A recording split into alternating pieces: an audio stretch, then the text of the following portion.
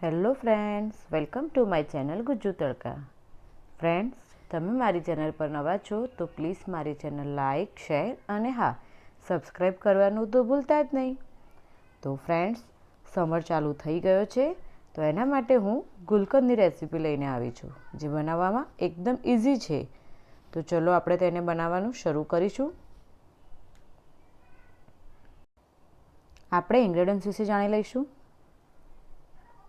અહીંયા એક મોટો બાઉલ ગુલાબની પાંદડીઓ લીધેલી છે, 2 ચમચી હની, 1 બાઉલ શુગર પાવડર, અડધી ચમચી ઇલાયચી પાવડર, થોડુંક કેસર અને 1 ચમચી વરિયાળી. તો હવે આપણે તેને બનાવવાનું શરૂ કરીએ. સૌપ્રથમ આપણે અહીંયા ગુલાબની જે પાંદડીઓ લીધી છે તેને એકદમ મસ્ત ધોઈને તેને ડ્રાય કરી લેવાની છે.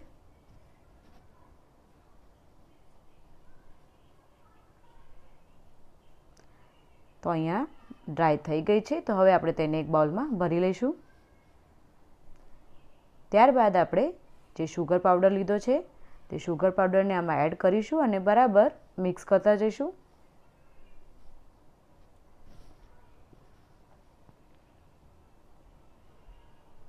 આપણે અહીંયા પાંદડીઓને એકદમ હાથ વડે મસળી લેવાની છે. તો એકદમ સરસ મિક્સ થઈ ગયું છે.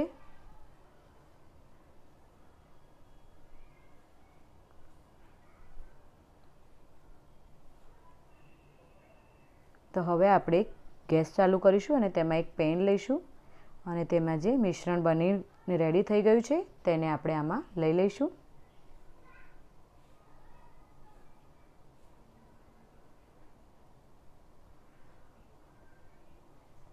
હવે આપણે તેને હલાવતા રહીશું.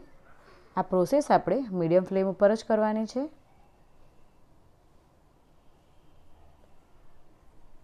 અહીંયા આપણે 4 થી 5 મિનિટ જેવું તેને ગેસ ઉપર રાખવાનું છે.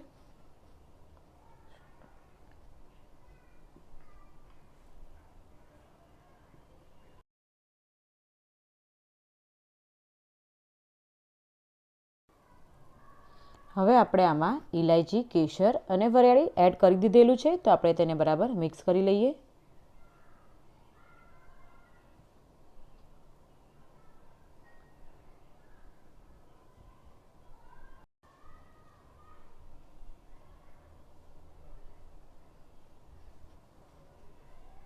હવે આપણે જે હની લીધું છે તે 2 ચમચી તેને પણ આપણે આમાં બરાબર મિક્સ કરી લઈશું.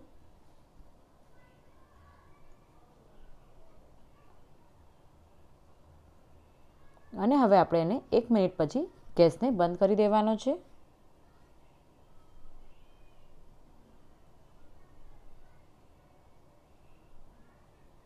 તો ફ્રેન્ડ્સ, આપણું ગુલકંદ અહીંયા રેડી થઈ ગયું છે. તો છે ને એકદમ બનાવવામાં ઇઝી રીત. તો તમે પણ આ રેસીપી ઘરે ચોક્કસ બનાવજો અને કેવી બની છે તે કમેન્ટ કરીને મને જરૂર જણાવજો. આવી જ રીતે આપણે મળતા રહીશું અવનવી રેસીપી સાથે. ત્યાં સુધી થેન્ક યુ.